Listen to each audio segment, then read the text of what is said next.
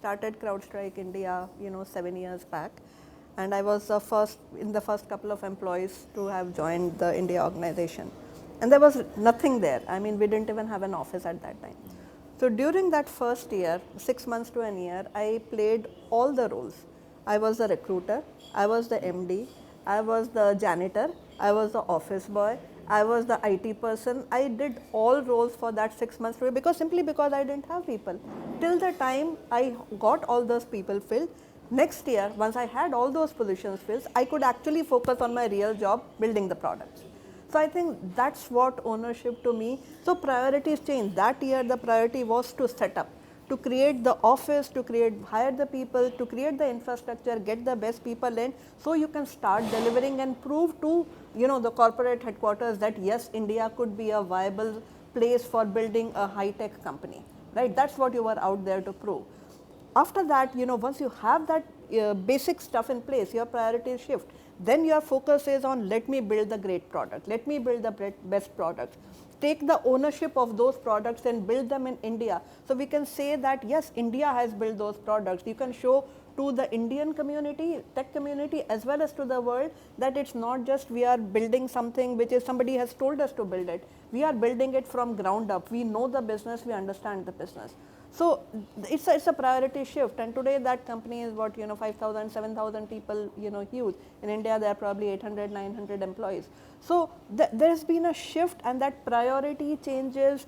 All of this has led to your role gets shifted according to it, and you have to adapt. Adaptability is again very, very important part of the ownership. So I think ownership is a mindset. It's and it does not change with priorities. I mean. Like you mentioned, again I'll take my example as an entrepreneur. The buck stops at you. There is nobody I can blame, behind me saying this didn't happen because, I mean, you can always blame the market, you can blame your competitors, you can blame the customers, but you know that the cash hitting the bank or not hitting the bank is entirely on you.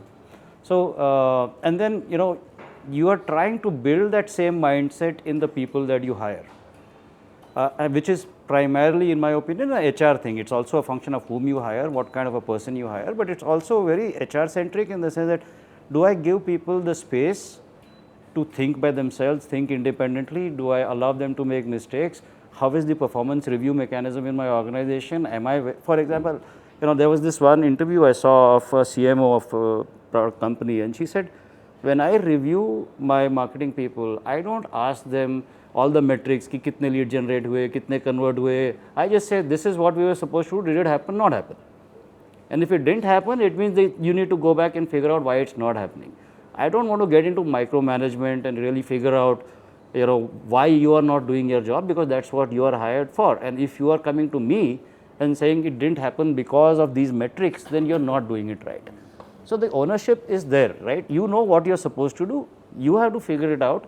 And there again lies the other aspect of it.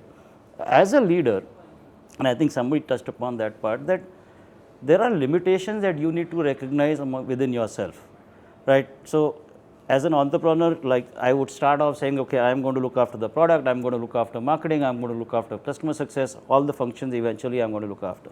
Some point of time you realize that there is a competency or a professional capability issue that is a limitation for you, because you are a manager, you are an entrepreneur. You can't possibly be great at product management, at customer success as well as sales. It's a scalability thing. Right? So you need to bring in people with those capabilities. You need to be able to figure out when to let go. And then you need to give them the space to actually do their job.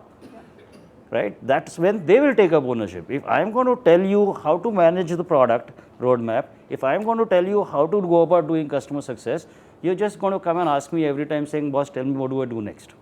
So I think it's a mindset. It's a mindset that, as a leader, you don't have an option but to own up, because there's nobody behind you. And as employees, it is how you build it into the culture of the organization. I agree with all the points that you said, and I'll give an example from my own experience. So we were going through an IT transformation in our organization. It was a global transformation, basically moving to cloud from on-prem to cloud. And obviously, the accountability was with the CTO, the global CTO, to ensure that that happens.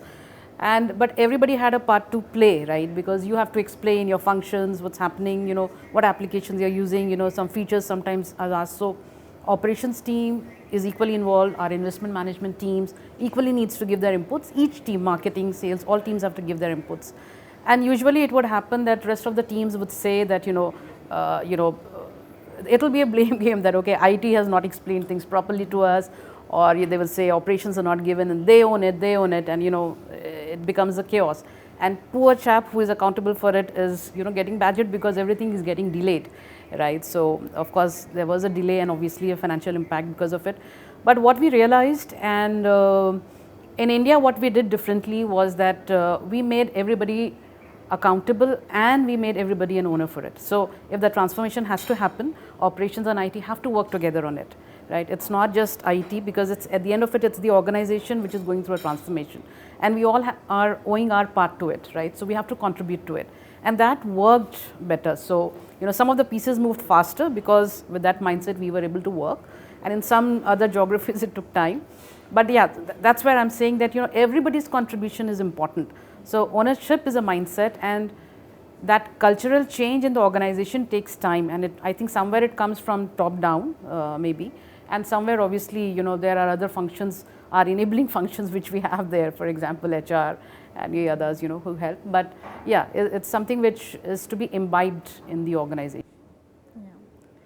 So have you ever faced a situation where the boundaries of ownership are a little blurred, So like, if it is so clear, as a leader, there is no, difficulty in identifying the accounting. But oftentimes you feel that the boundaries are very blurred. And as a leader, how did you, resolve that problem, or how did you face that situation? Maybe anyone. Yeah. So I'll in fact, pretty much interesting about, what ma'am said and about your point. And again, real life example. Everybody has a transition in their career graph. I had a transition where I was going as a leader, and then there was a task to be given. I was made owner for it, and then there's a large team. And before I was sent, and of course, as they say, you learn from great leaders. I had an opportunity to work with one of the great leaders. So the only question he asked me was, how do you gonna go and start this at the first place? So it's not about, so it's on the same context of things were quite blurred about, what do you do? So it's like suddenly somebody tells you are a leader now, you've been given this task and you've got a team and you own it up, and how do you get it done? And I was blank. I said I will hold a town hall, I'll explain them the vision of the company, I will tell them that you're whatever equal stakeholders and whatever. So he had this one question saying that, okay, they will just say, okay, there were leaders before you, there will be leaders after you, right? People come and go. So what do you do? How do you get that buy-in from everyone for you to share that you spoke about sharing whatever, right? Thoughts and all. And honestly, I had no answers, and real life learning for me was, I said, okay, fine. I admit I don't have an answer, tell me something and enlighten me.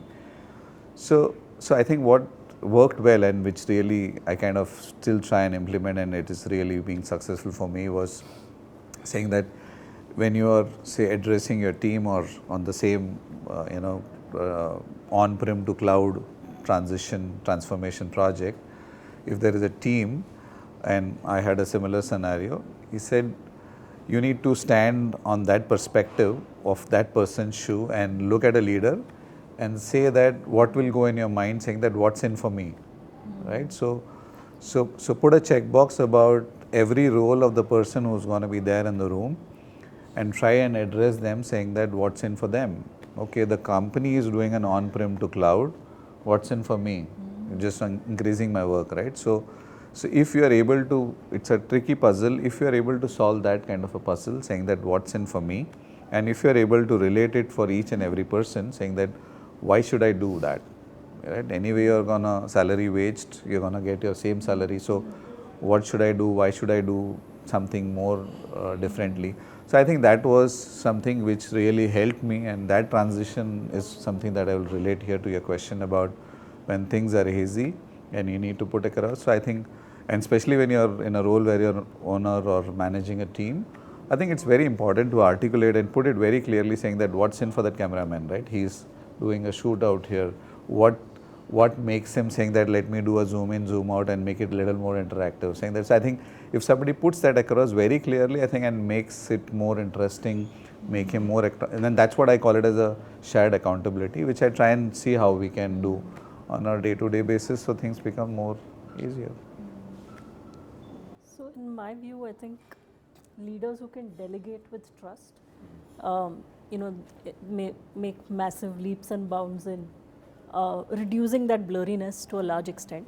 And I've experienced it myself, like each time I grew in a role. So I've been with the firm that I am for the last 14 years, and I've actually grown through the ranks. So delegating what I was doing to do something new and creating that space was a hard thing to do, but it had to be done if you had to move up, right? So, and I even with mentoring my juniors and things like that, it's something that I tell them, start delegating. And if you delegate with trust, I think they take on that ownership, right? So then you are freed up to do something which you're expected to do, rather than actually overseeing, micromanaging, etc., etc. Of course, it also comes back to the buck stops at you. So you have to have some level of oversight, like a a bird's eye view of what's happening. But you have to learn to delegate. For me, that was a hard thing to do, but I've learned it the hard way, that the more you delegate with trust, your life becomes that much easier. You get better work-life balance, I think. Yeah, so that's what it is for me.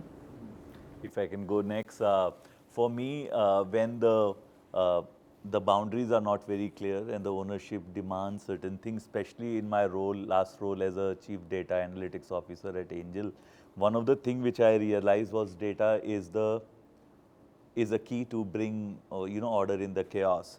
And I give you an example. There were projections which we need to do, and the chief growth officer will be targeted to get more and more customers, and the revenue officer is targeted to increase the revenue.